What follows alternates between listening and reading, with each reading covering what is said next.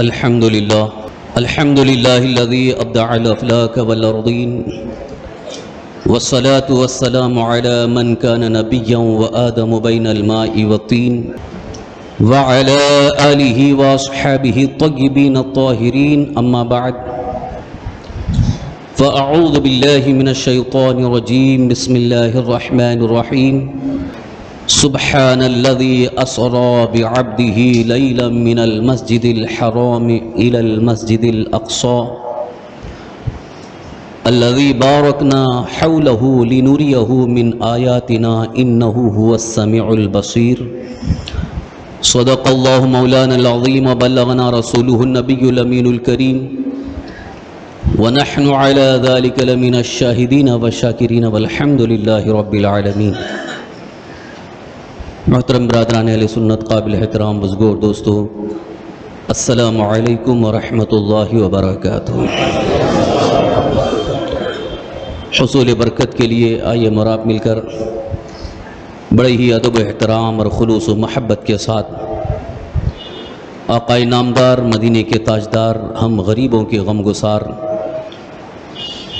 معراج کے دولہا، ارواحنا فدا جناب محمد الرسول اللہ صلی اللہ تعالی علیہ وآلہ وسلم کی بارگاہ بے کس پناہ میں جھوم جھوم کر بآواز بلند درود و سلام کا نذرانہ پیش کرنے پڑھیں. اللہم صلی وسلم علی سیدنا و مولانا محمد معدن الجود والکرم وعلی آلہ واصحابہ وبارک وسلم. صلاۃ و سلام علیک یا رسول اللہ، صلاۃ و سلام علیک حبیب اللہ. محترم حضرات، رجب المرجب کی اس ایک عظیم یادگار تاریخ جس کو ہم 27ویں رجب کہتے ہیں، 27ویں رجب کی شب کو اللہ کے حبیب ہمارے آقا حضور تاجدار مدینہ صلی اللہ تعالی وسلم کو اللہ تبارک تعالیٰ کی بارگاہ میں حاضری کا شرف حاصل ہوا، جسے معراج کہتے ہیں. تو آنے والی جمعرات کو 26 رجب المرجب ہے، تو جمعرات کا دن گزر کر جو جمعہ کی شب ہے شب معراج ہے. اس لیے میں مناسب سمجھتا ہوں کہ فلسفہ معراج پر تھوڑی سی گفتگو ہو، پھر اس کے بعد انشاءاللہ شب معراج میں تفصیلی واقعات ذکر کیے جائیں گے. معراج کیا ہے، معراج کیوں ہوئی، اور اس معراج میں کیا حکمتیں ہیں. اگر فلسفہ معراج کو، حکمت معراج کو آپ سمجھنے کی کوشش کریں تو انشاءاللہ بہت ساری حکمتیں آپ کو سمجھ میں آ جائیں گی. قرآن کریم میں اس سفر معراج کا تذکرہ اللہ تعالیٰ نے یوں فرمایا، سبحان الذی اسرا. قرآن کریم 15 پارے کی ابتدا ہے، سبحان الذی اسرا، پاک ہے وہ ذات جس نے سیر کرائی. لفظ سبحان سے شروع ہو رہا ہے یہ کلام. سبحان الذی، پاک ہے وہ ذات، اسرا، جس نے سیر کرائی، بعبدہ، اپنے خاص بندے کو، لیلاً، رات کے وقت، من المسجد الحرام الی المسجد الاقصی، مسجد حرام سے مسجد اقصی تک. سفر معراج کا تذکرہ اور ابتدائی حصہ یہاں پر بیان کیا گیا، لیکن پورا واقعہ معراج کہ کیا کیا معاملات ہوئے، کیا کیا مناظر دیکھے گئے، یہ تو رسول کائنات صلی اللہ تعالی وسلم نے ارشاد فرمایا، بتایا، حدیثوں کی روشنی میں ہمیں اس کا علم حاصل ہوا. پھر جب واپس ہونا ہوا اس کا بھی ذکر ہے قرآن پاک میں، اور اللہ تبارک تعالیٰ سے قریب کتنا قریب ہوئے اس کا بھی ذکر ہے. ثم دنا فتدلی فکان قاب قوسین او ادنا. یہ قرآن پاک میں قریب ہوئے اور زیادہ قریب ہو گئے. دو قوس کے درمیان کا جو فاصلہ ہے بس اتنے فاصلے پر تھے. فکان قاب قوسین او ادنا. قرآن کریم کے اندر سفر معراج کا اس طرح سے تذکرہ ہے سبحان الذی اسرا. تو حکمت معراج اور سفر معراج کی ایک بڑی عظیم حکمت اور اس کا ایک فلسفہ میں صرف اور صرف سبحان الذی اسرا کی روشنی میں عرض کرنا چاہوں گا. آپ اگر اس پر غور کریں تو واقع معراج کے متعلق جتنے بھی اعتراضات ہیں، جتنے بھی سوالات ہیں، چاہے وہ اپنوں کے ہوں یا غیروں کے ہوں، سارے سوالات کا ایک جواب سبحان الذی اسرا سے ہے. اللہ تعالیٰ عالم الغیب ہے. اللہ تعالیٰ جانتا ہے کہ جب میرے نبی جا کر کے لوگوں کو بتائیں گے اس میں کچھ لوگوں کو اعتراض ہوگا، کچھ لوگ اس میں اعتراض کریں گے، سوال کریں گے اور انکار بھی کریں گے. ایسا کیسے ہو سکتا ہے؟ اس لیے کہ یہ سارا معاملہ طے شدہ ہے. پورا سفر یہ بالکل طے شدہ ہے اور اللہ تبارک تعالیٰ کے فیصلے کے مطابق ایک آن میں پورا سفر طے ہونا ہے. پورا سفر یعنی مسجد حرام سے مسجد اقصیٰ تک، پھر مسجد اقصیٰ سے ساتوں آسمان، پھر سدرۃ المنتہا، عرش اعظم، سارے منازل تک پہنچ رہے ہیں. اور حجابات جو ایک آسمان سے دوسرے آسمان تک کا جو فاصلہ ہے وہ، اور پھر ساتوں آسمانوں سے آگے جب بڑھے تو کتنے حجابات تھے. ایک حجاب یعنی ایک پردے سے دوسرے پردے تک 500 سال کی مسافت ہے، پلک جھپکنے میں طے ہو رہی. اتنا لمبا سفر کہ جو کئی سالوں میں انسان اپنے اسباب کے ذریعے یا جو بھی ظاہری اسباب ہو سکتے ہیں، کئی سالوں میں جو سفر طے نہیں ہو سکتا ہے، ایک آن میں پورا سفر ہو گیا. پورا سفر ہو گیا. اس لیے کہ حدیث پاک کی روشنی میں یہ بھی ثابت ہے کہ جب رسول کائنات صلی اللہ علیہ وسلم تشریف لائے تو جس بستر پر آپ آرام فرما تھے وہ بستر بھی گرم تھا، اور جس حجرے سے بیت ام ہانی سے حضور تشریف لے گئے تھے اس دروازے کی زنجیر بھی ہل رہی تھی، اور باہر آ کر کے آپ نے جو وضو فرمایا تھا وہ وضو کا پانی بھی بہہ رہا تھا. بات سمجھ میں نہیں آتی ہے کہ وضو کا پانی بہہ رہا ہو، زنجیر ہل رہی ہو، بستر بھی گرم ہو، تو اس میں کتنا وقفہ ہوتا ہے، کتنا ٹائم لگتا ہے. زیادہ زیادہ 2 منٹ تک زنجیر ہلے گی. 1 منٹ 2 منٹ بھی مشکل ہے، 1 منٹ تک ہو سکتا ہو زنجیر ہل رہی ہو. تو 1 منٹ کے اندر اتنا لمبا سفر کیسے طے ہو گیا؟ یہاں ایک بہت بڑا امتحان ہے، ذہنوں کا امتحان ہے، ایمان کا بھی امتحان ہے. کیونکہ جب انسان کسی چیز کو سمجھنے کی کوشش کرتا ہے تو وہ اپنی عقل پر بھروسہ کرتا ہے، اپنی عقل سے اس بات کو سمجھنے کی کوشش کرتا ہے کہ یہ ہو سکتا ہے کہ نہیں، پاسبل ہے کہ نہیں، ممکن ہے کہ نہیں. کیونکہ جو چیز انسانی عقل میں نہ آئے تو انسان یہ کہہ دیتا ہے یہ امپاسبل، ناممکن ہے. تو جو چیز ممکن ہو انسان کی عقل میں وہ آتی ہے، اور جو ناممکن ہو وہ انسان کے عقل میں نہیں آتی. انسان اس کا انکار کر بیٹھتا ہے. جیسے اگر میں آپ سے کہوں کہ میں پلک جھپکنے کی مقدار میں یہاں سے دلی جا کے آ گیا، تو یہ تو ممکن نہیں ہے، کیونکہ آج کوئی ایسا ذریعہ سفر ہے یہ نہیں ہے کہ پلک جھپکنے میں ہم یہاں سے وہاں تک جا کے آ جائیں. تو ظاہر بات ہے کہ سننے والے انکار کر دیں گے کہ تو جھوٹ بول رہے ہیں، یہ تو ہو ہی نہیں سکتا ہے، تو ممکن ہے ہی نہیں ہے کہ انسان پلک جھپکنے میں اتنا لمبا سفر کر سکے. تو اب یہاں پر جب رسول کائنات صلی اللہ تعالی وسلم نے سفر معراج کو بیان فرمایا تو یقیناً سننے والوں میں 2 گروہ ہو گئے. ایک گروہ وہ جنہوں نے مان لیا، کہا کہ جس رسول کی ہر بات کو ہم نے مان لیا ہے تو سفر معراج کو کیوں نہیں مانیں گے؟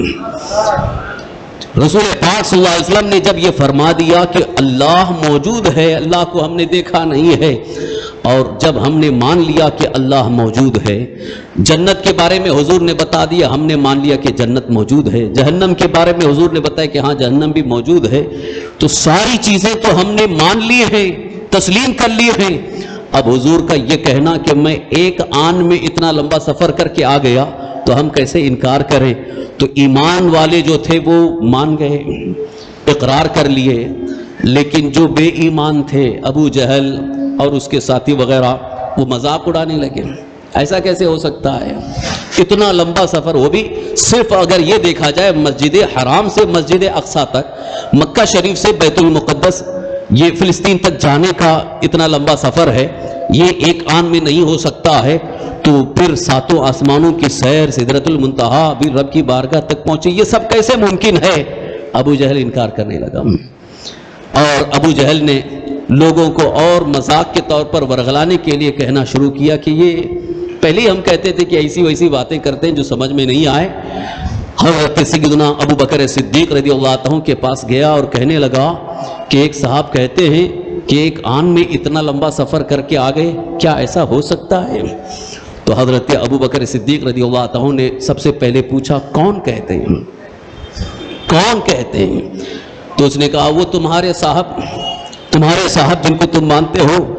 تو حضرت سیدنا ابو بکر صدیق رضی اللہ عنہ نے فرمایا اگر ہمارے آقا نے فرمایا تو 100% سچ فرمایا ہے، ایک پال برابر بھی اس میں شک نہیں ہو سکتا ہے۔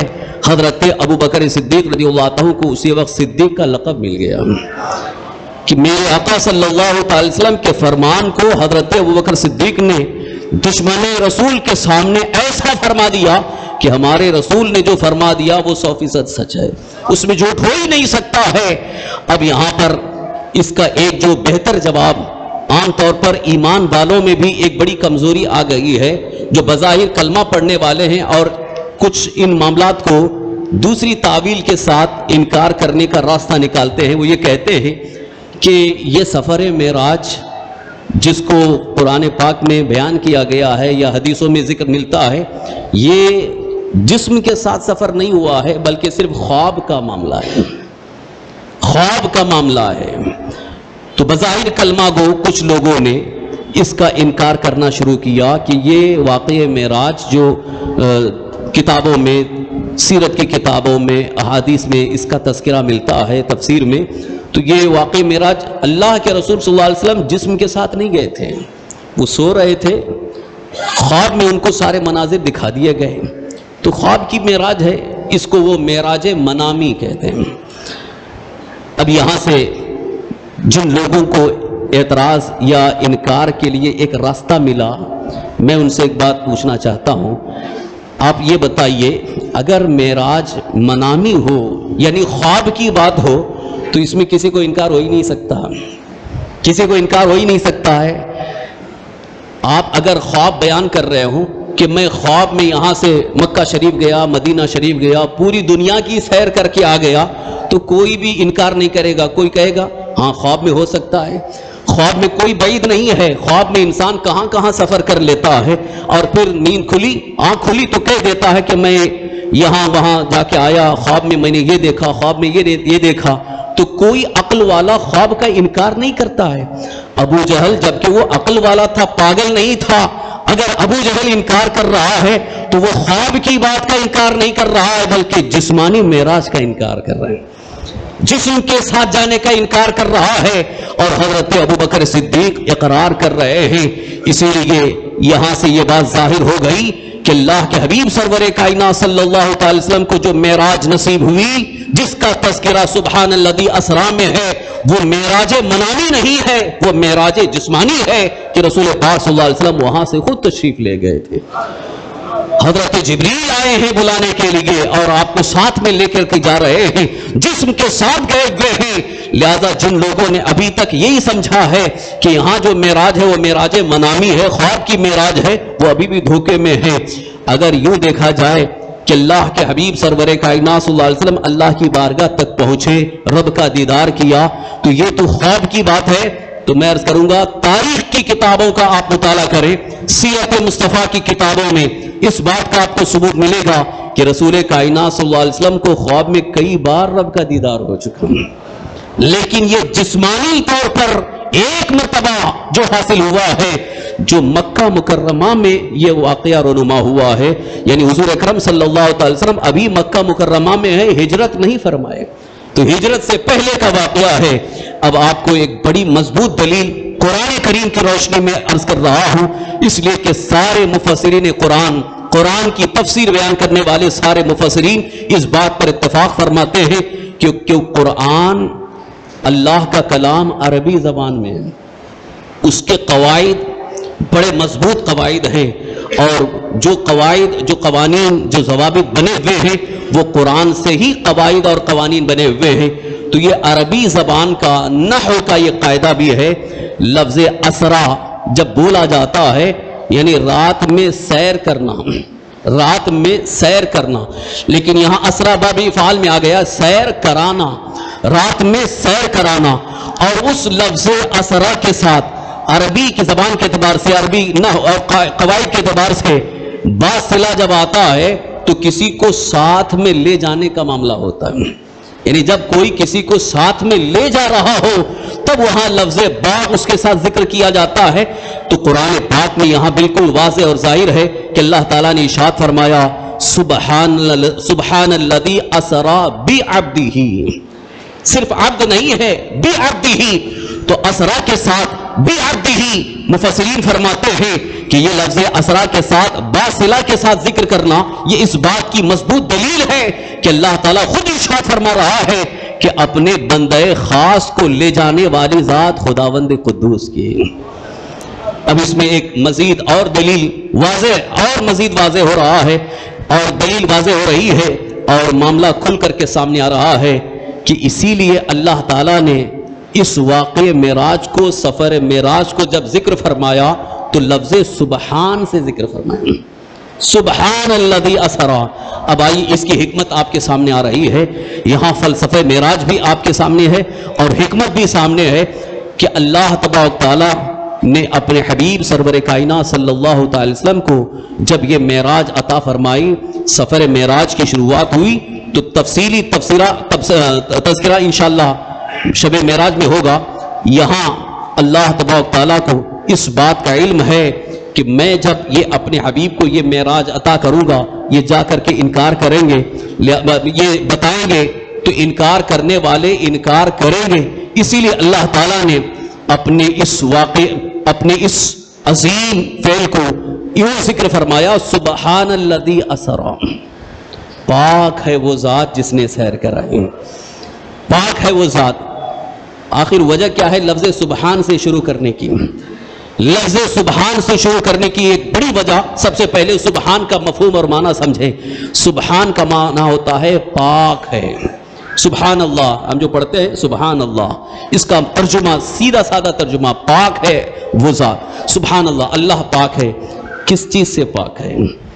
ہر نقص و کمی سے پاک ہے، ہر عیب سے پاک ہے، اس لیے کہ ہم نے یہ عقیدہ اپنایا ہے کہ ہمارا رب ہر کمی، ہر عیب سے پاک ہے، اس کے اندر کوئی نقص نہیں ہے، کوئی کمی نہیں ہے، اور اللہ تبارک تعالیٰ قادر مطلق ہے، اس کی قدرت کا عالم یہ ہے۔ اللہ تعالیٰ ارشاد فرماتا ہے اذا اراد شیئا ان یقول له کن فیکون، جب کسی چیز کے وجود فرمانے کا ارادہ فرماتا ہے تو اللہ تعالیٰ فرماتا ہے کن، ہو جا، تو وہ چیز وجود میں آ جاتی ہے۔ پوری کائنات کیسے وجود میں آئی ہے؟ اس کے لیے کوئی ٹائم نہیں لگا ہے، اس کے لیے کوئی وقت نہیں لگا ہے، صرف اور صرف قرآن پاک میں تعبیر کے لیے، تقریب فہم کے لیے فرمایا گیا ہے کہ زمینوں کو پیدا کرنے میں 6 دن لگے ہیں، آسمانوں کو پیدا کرنے میں 6 دن لگے ہیں، یہ صرف اور صرف سمجھانے کے لیے ہے، ورنہ اللہ تعالیٰ کی تخلیق کے لیے وقت نہیں لگتا ہے۔ وہاں پر قدرت کاملہ کا عالم یہ ہے، ادھر اللہ کا ارادہ ہوا کائنات وجود میں آ گئی، اللہ کا ارادہ ہوا سورج وجود میں آ گیا، رب کا ارادہ ہوا چاند وجود میں آ گیا، رب کا ارادہ ہوا، ساتوں زمین وجود میں آ گئے، ساتوں آسمان وجود میں آ گئے. جو اللہ اس بات پر قادر ہے کہ اللہ تعالیٰ اپنی قدرت سے جس چیز کو چاہے وجود بخشے، تو اللہ تعالیٰ پاک ہے اس بات سے کہ وہاں اپنے حبیب صلی اللہ علیہ وسلم کو اس معراج کے سفر کے لیے وقت لگے، بلکہ اللہ تعالیٰ نے ایک آن میں سارا سفر فرما دیا اور اپنے حبیب صلی اللہ علیہ وسلم کو سارے مناظر کا دیدار بھی عطا فرمایا، اس میں وقت بھی نہیں لگا ہے. لہذا یہاں پر یہ بتایا جا رہا ہے کہ یہاں سفر معراج کو جاننے سے پہلے یہ تو تم دیکھ رہے ہو گئے کون ہیں، مگر یہ نہیں دیکھا لے جانے والا کون ہے. لے جانے والی ذات خداوند قدوس کی. اسی لیے قرآن کریم میں سفر معراج کی شروعات، سفر معراج کی ابتدا سبحان الذی اسریٰ سے ہو رہی ہے. پاک ہے وہ ذات جس نے سیر کرائی. تو میں نے شروع میں کہا تھا جتنے بھی اعتراضات ہیں، یعنی اعتراض کا مطلب سوال، ایسا کیسے ہو سکتا ہے، ایسا کیوں ہوا، کیوں ایسا ہو گیا کہ ایک آن میں اتنا لمبا سفر کیسے ہو گیا ہے، تو یہاں جواب مل گیا کہ یہ تم اپنی ذہن سے سمجھ رہے ہو، اپنی عقل سے سمجھ رہے ہو، مگر اللہ کی قدرت سے کوئی بعید نہیں ہے. اللہ کی قدرت کے آگے کوئی بعید نہیں ہے کہ کافی لمبا سفر پلک جھپکنے میں ہو سکتا ہے. اس کی ایک دوسری دلیل قرآن پاک ہی میں موجود ہے، جس کو میں نے کئی مرتبہ ذکر کیا ہے، شاید آپ کو یاد ہوگی بات، اور پھر اس کو واضح کر رہا ہوں. حضرت سلیمان علیہ السلام نے جب تخت بلقیس کو لانے کا اعلان فرمایا تھا کہ کون ہے جو تخت بلقیس کو لائے، فلسطین میں آپ ہیں اور وہ یمن میں تخت ہے، تو لانے کی جب بات کی تو جن نے تو کہا تھا کہ میں آپ کا دربار برخاست ہونے سے پہلے لے کے آؤں گا، مگر حضرت سلیمان علیہ السلام کی خواہش یہ تھی کہ اور بھی پہلے آ جائے. تو اس وقت آپ کی امت کے ایک ولی جن کا نام ہے حضرت آصف بن برخیہ بیٹھے ہوئے تھے، انہوں نے عرض کیا انا آتیک بہ قبل ان یرتد الیک طرفک، میں اس تخت کو آپ کے پاس لے کے آؤں گا آپ کے جھپکنے سے پہلے. یہ کون کہہ رہا ہے؟ بظاہر دیکھا جائے تو ایک انسان ہے، بظاہر دیکھا جائے تو ایک انسان ہے، دعویٰ کر رہا ہے کہ میں آپ کی پلک جھپکنے سے پہلے تخت بلقیس کو لے کر کے حاضر ہو جاؤں گا. اور ادھر دعویٰ کیا، صرف زبانی دعویٰ نہیں تھا بلکہ لے کر کے حاضر بھی کر دیا.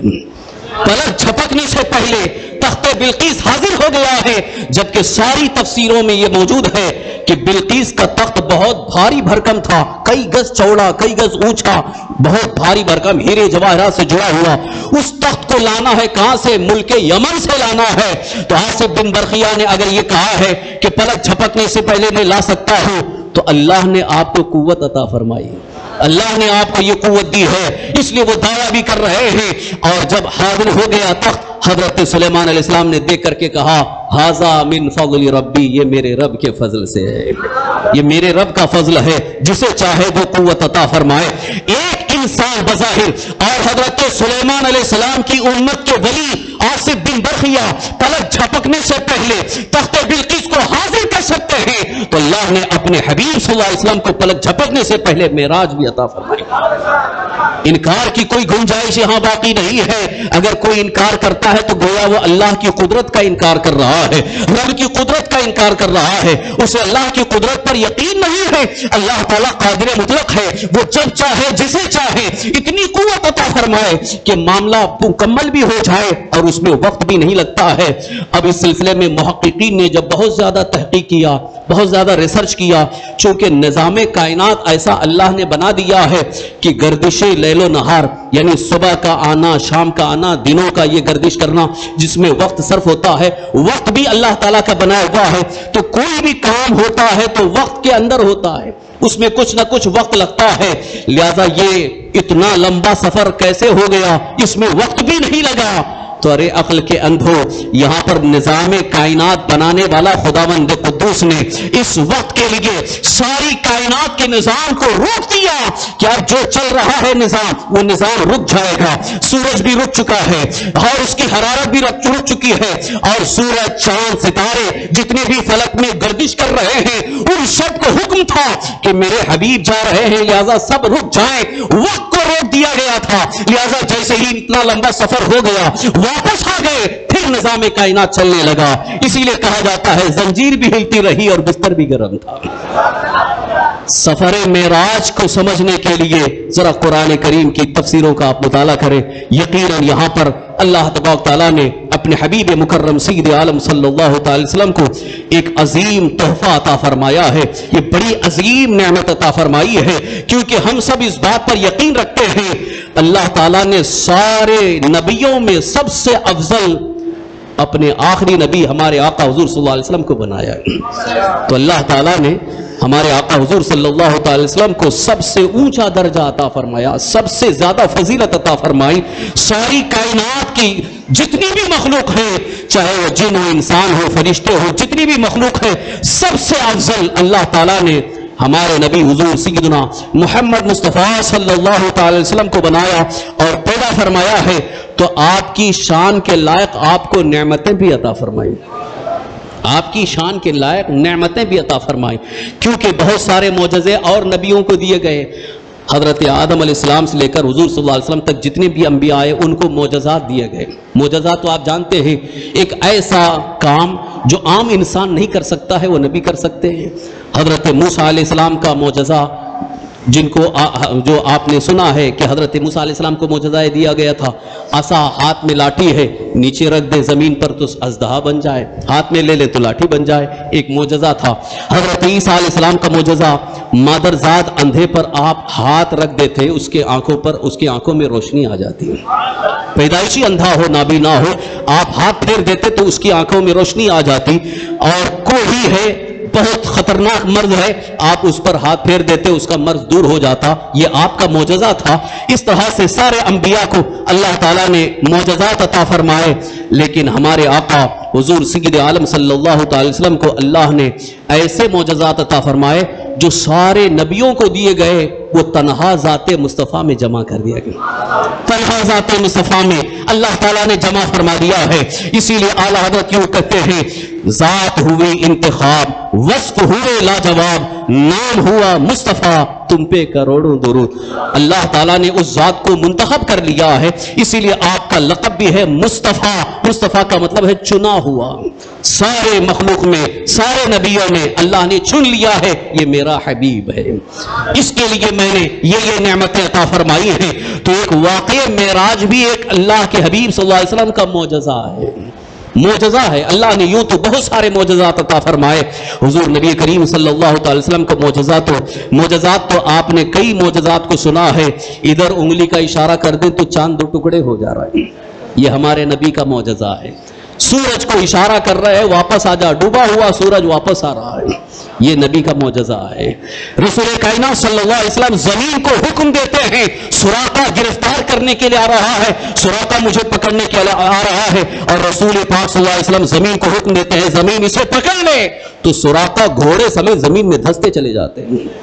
زمین اطاعت کر رہی ہے, چاند اطاعت کر رہا ہے, سورج اطاعت کر رہا ہے. اللہ تعالیٰ نے کتنے معجزات آپ کو عطا فرمائے. عالم یہ ہے جب آپ کی امت کو, غلامان مصطفیٰ کو پانی کی حاجت پیش آئی, سفر سے واپس ہو رہے ہیں, کسی کے پاس پانی نہیں ہے. اللہ کے حبیب سرور کائنات صلی اللہ علیہ وسلم کی بارگاہ میں صحابہ نے عرض کیا, یا رسول اللہ پانی ختم ہو گیا ہے, پینے کے لیے بھی نہیں ہے, وضو کے لیے نہیں ہے.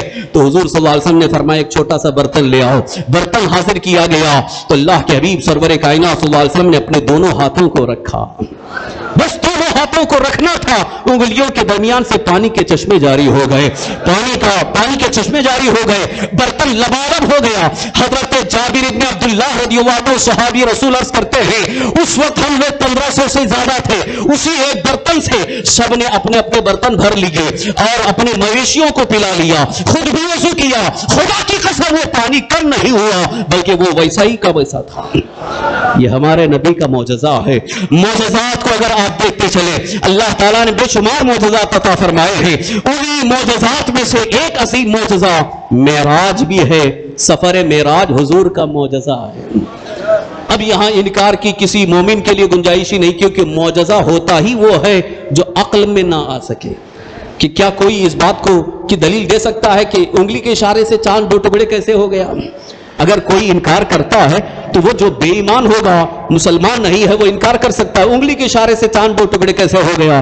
مگر جو مسلمان ہوگا وہ دل سے ہی کہے گا اللہ نے ہمارے آقا کو ایسا معجزہ عطا فرمایا کہ انگلی کے اشارے سے چاند 2 ٹکڑے ہو رہا ہے اور آپ کے دست مبارک سے نکلی ہوئی آنکھیں لگ جا رہی ہیں اور زخم فوراً چنگا ہو رہا ہے، آپ کے لعاب دہن سے کھاری کنواں شیریں ہو رہا ہے، یہ اللہ نے معجزہ عطا فرمایا ہے۔ اسی طرح سے سفر معراج ہمارے نبی حضور رحمت عالم صلی اللہ علیہ وسلم کا ایک عظیم معجزہ ہے، اور جسمانی معراج کو ماننا ہی یہ معجزہ ہے، جسمانی معراج کو ماننا ہی معجزہ ہے۔ اور اگر یہاں پر بات عقل میں نہیں آ رہی ہے تو اس لیے انکار کر رہے، تو پھر گویا معجزے کا ہی آپ نے انکار کر دیا، معجزے کا انکار کر دیے تو پھر مسلمان کہاں رہ جاؤ گے؟ اس لیے اپنے ایمان کی خیر لو، ایمان کی سلامتی کے لیے اللہ کے حبیب سرور کائنات صلی اللہ تعالی وسلم کے سارے معجزات پر یقین رکھو۔ اور سب سے بڑی چیز تو یہ ہے، ہم کو اس بات پر یقین رکھنا ہے اللہ نے وہ چیزیں ہمارے حضور کو عطا فرمائی، یہ معجزات، یہ طاقتیں، یہ قوت یہ اللہ تعالیٰ نے عطا فرمائی ہے، اس میں انکار کی کوئی گنجائش باقی نہ رہنی چاہیے۔ اسی لیے سفر معراج کو کے اندر انکار اور اعتراضات اور اس میں تعویلیں کرنے کی ضرورت نہیں ہے۔ اللہ تعالیٰ نے اپنے حبیب مکرم سید عالم صلی اللہ تعالی وسلم کو ایک ایسا عظیم معجزہ اور ایک ایسا عظیم تحفہ عطا فرمایا جو سارے نبیوں سے بڑھ کر ہے، یعنی سارے نبیوں کے معجزوں سے بڑھ کر ہے۔ اور اس میں بڑی حکمت یہ بھی ہے کہ اللہ تبارک تعالیٰ کو اپنے حبیب سرور کائنات صلی اللہ علیہ وسلم کو جب بھیجنا ہوا تو چونکہ سارے نبیوں کے اخیر میں اللہ نے بھیجا، یہ سب سے افضل ہے لیکن سارے نبیوں سے اخیر میں آ رہے ہیں، خاتم النبیین بن کر کے آ رہے ہیں، آخری نبی بن کر کے آ رہے ہیں۔ اب آپ کے بعد کوئی نبی نہیں آنے والا ہے، لیکن زمانہ تو ایسے ہی رہے گا، زمانہ آتا رہے گا، دور بدلتے جائیں گے اور ہر دور میں ہر زمانے میں نئی نئی چیزیں وجود میں آئیں گی۔ ہو سکتا ہے کوئی نبوت کا دعویٰ کرنے کے لیے، جیسے آج اگر کوئی راکٹ تیار کر لیا، راکٹ بنا لیا، تو یہ دعویٰ کر سکتا ہے کہ میرے پاس اتنی طاقت ہے کہ میں نے راکٹ بنا لیا ہے۔ کوئی یہ دعویٰ کر سکتا ہے کہ چاند تک میں پہنچ سکتا ہوں، اس لیے لہذا میرے اندر اتنی طاقت ہے۔ اللہ تعالیٰ نے سارے چیلنجز کا جواب ہر دور کے لیے معراج میں دے دیا ہے۔ میں نے اپنے آخری نبی کو ایسی شان عطا فرمائی ہے کہ قیامت تک کے کسی دور میں کسی کو اتنی طاقت مل ہی نہیں سکتی ہے، اس لیے کہ چاند بھی نیچے ہے، ساری چیزیں نیچے ہیں، اور حضور وہاں تک گئے جہاں تک کوئی جا نہ سکا۔ اللہ تعالیٰ نے وہاں تک اپنے حبیب کو بلایا ہے جہاں کسی کی رسائی نہیں ہے، کوئی پہنچ نہیں سکا ہے، لہذا ہر چیلنج کا جواب نبی پاک صلی اللہ علیہ وسلم کا معجزہ معراج ہے۔ انشاءاللہ اس کی تفصیلات شب معراج میں آپ کو سننے کا موقع ملے گا۔ آپ سے التماس ہے، گزارش ہے کہ شب معراج یعنی آنے والے جمعرات کو دن گزارنے کے بعد شب جمعہ بھی ہے، آپ حضرات اس میں تشریف لائیں، انشاءاللہ تفصیل کے ساتھ معراج کے واقعات کو سننے کا آپ کو موقع میسر آئے گا۔ ساتھ ہی ساتھ یہ گزارش کروں گا اللہ کے حبیب سرور کائنات صلی اللہ تعالی وسلم کی سچی محبت دل میں ہو، عشق رسول بھی ہو، اور ساتھ ہی ساتھ حبیب خدا رحمت عالم صلی اللہ علیہ وسلم کی اطاعت اور فرما برداری ہمیشہ ہر آن ہر لمحہ اپنے لیے لازم سمجھو، اس لیے کہ اللہ نے اتنی عظیم شان کے ساتھ ہمارے لیے ایسے نبی عطا فرمائے، تو اب ان کی اطاعت ہمارے لیے لازم ہے، ان کی فرما برداری، ان کے نقش قدم پر چلنا، ان کی سیرت کو اپنانا یہ ہمارے لیے لازم ہے، ضروری ہے۔ انشاءاللہ مزید تفصیلات آپ کے سامنے عرض کی جائیں گی۔ وما علینا